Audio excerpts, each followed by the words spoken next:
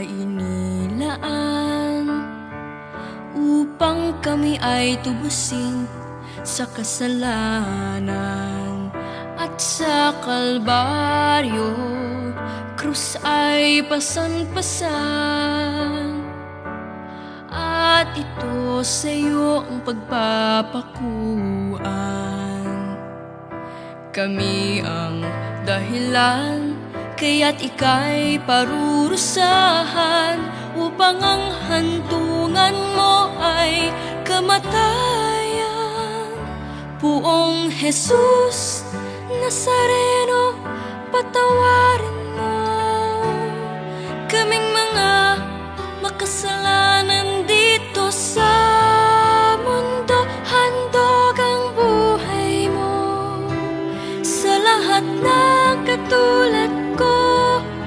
Ikaw ang aming Diyos, Poong Jesus Nazareno.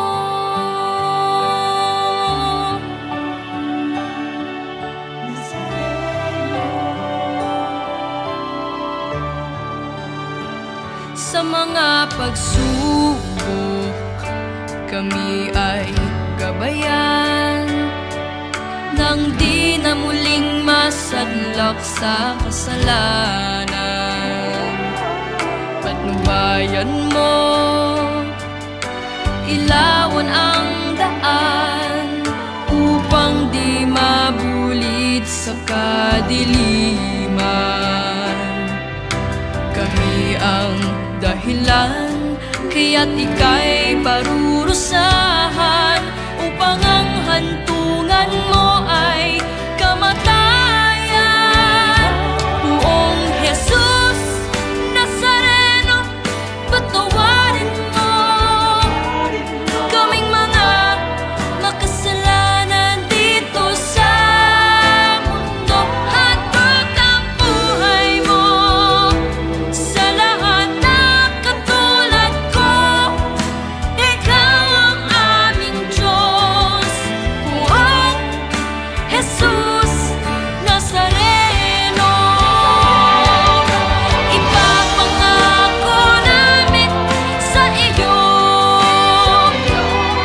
kung tapat na susundin mga pangaral mo. Walang hanggang pagmamahal iaalay namin sa iyo. Ika'y nag-iisa, Poong Jesus Nazareno. Nazareno, Poong Jesus Nazareno, patawarin mo kaming mga makasalanan dito sa mundo. Handog ang buhay mo sa lahat ng katulad ko. Ikaw ang aming Diyos, ang Diyos na manunubos. Ika'y nag-iisa, Poong Jesus Nazareno. Welcome sa Our Lady of Lazaret, Quasay Parish, kung saan ayos lang pong umiyak at samahan tayo ng mahal na ina sa pag-iyak at sa pagdarasal upang maging maayos ang lahat. Narinig po natin sa ating unang pagbasa ang pagsisisi ng mga Israelita at ang paghingi nila ng tulong kay Moises na kausapin, dumalangin sa Diyos upang alisin na ang mga ahas na sa kanila ay pumapatay. Pero anong ginawa at naging tugon ng Diyos? Inalis po ba niya yung mga ahas? Hindi naman, di ba? Bagkus, inutusan niya si Moises na gumawa ng ahas na tanso at ilagay sa isang pole. So itaas sa isang pole, sa dulo ng isang pole, upang sino mang matuklaw ng ahas at titingin dito ay hindi mamamatay. Sa madaling salita, yung sense ng ahas na nung unay nakamamatay dahil sa awat pag-ibig ng Diyos ay nagprotekta na sa buhay.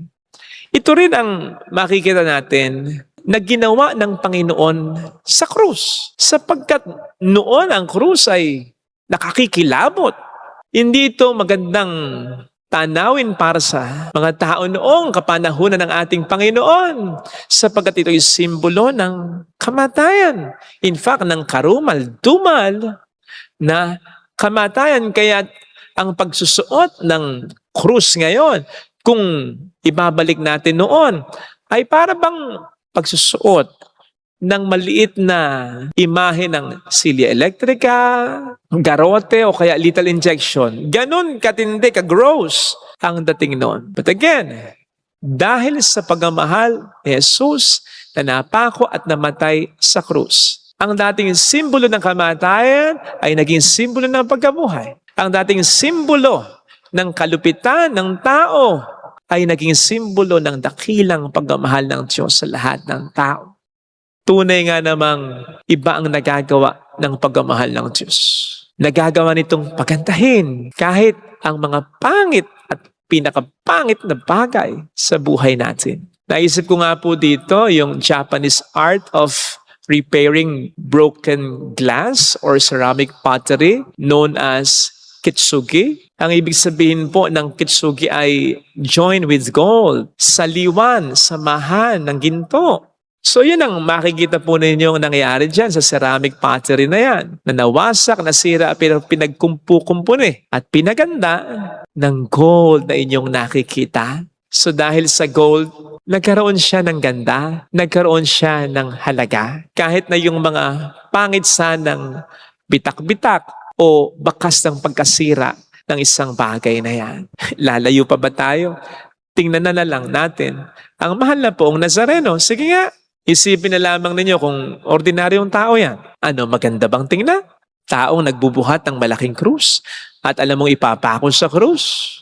Mukhang pagod na pagod, mukhang hirap na hirap. Mayroon pang koronang wala kang makikitang ganda. Pero dahil sa yan ay ekspresyon ng sinasabi nga sa ating mabuting balita ng matinding pagmamahal ng Diyos o ng ating Panginoon. That love made the difference.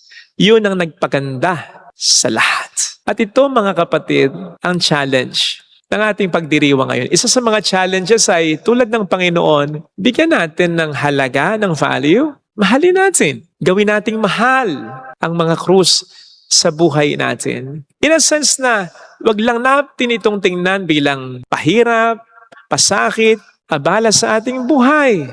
Isa po ito sa mga challenges o hamon ng ating pagdiriwang ngayon ng kapistahan ng mahal na poong Jesus Nazareno. Ang itaas natin ang antas, ang halaga, bigyan natin ng halaga, mahalin natin kumbaga ang mga krus sa buhay natin. Upang ang sense ng mga krus sa buhay natin ay hindi lamang para pahirapan tayo, para abalahin tayo, para paiyakin tayo. Sapagkat mawawalan po ito ng kabuluhan at lalong hindi natin ito makakayanan. Kasi kung bibigyan po natin ito ng magandang kahulugan, hindi lamang sa hindi tayo masyadong mabibigatan, kundi matutulungan pa tayo nito ng mga krus na ito upang mas lalo tayong magdasal, maging mababang loob, at mas sumampalataya, mas magpuri sa Diyos. Natatandaan ko po dati noon, meron kaming dinalo na magkakaibigan. Kaibigan po namin na may seryosong karamdaman. Nagkakabiruan nga po kami pagkatapos kasi kami pang mga dumalaw na mga kaibigan niya, parang may taning na ang buhay. Samantalang siya itong may taning ang buhay. Yes. Ganun kalala ang sa kanya. Pero kami itong malungkot, kami itong very low energy, pero siya, very lively. Well, of course, siya ay nasa bandig ng karamdaman o kama ng karamdaman, kahiga lang. Pero very lively. Siya itong nagbibiro, siya itong nagtatawa. And I won't forget yung naging sagot niya sa akin sa comment kong, buti maganda ang disposition mo. Kasi ang sabi niya, Father, paano naman ako hindi magiging masaya kung alam kong kasama ko siya? Mga kapatid, ayaw ko nung sakit niya. Ang pangit para sa akin nung sakit niya. Pero gusto ko kung paano niya ito sinaliwa ng kanyang pagmamahal at pananampalataya sa Diyos. Kung paano niya napuri at mas minahal ang Diyos sa pamamagitan nito. Mas minahal in a sense na mas lumutang ang kanyang pananampalataya at pagmamahal sa Diyos. At yun ang siyang nagpaganda ng paghihirap niya, ng sakit niya. Yung pagmamahal sa Diyos at pagmamahal ng Diyos na ikinabit niya. Ito po din sana ang gawin natin sa mga krus sa buhay natin. Lalong-lalo na yung mga krus na alam nating inaalaw talaga ng Panginoon na pabuhat sa atin. Sapagkat hindi naman magbibigay ang Panginoon ng krus ng walang dahilan. Siguradong may dahilan at dahil mabuti siya, mabuti rin ang dahilan. Hindi natin makikita ang dahilan niyan kung panghinaan tayo ng kalooban, kung magagalit tayo sa Kanya, kung magtatampo tayo sa Kanya, kung mawawalan tayo ng pananampalataya sa Kanya. Kaya sana po tingnan natin lagi ang ating krus, ang mga krus sa ating buhay ng kasama si Jesus.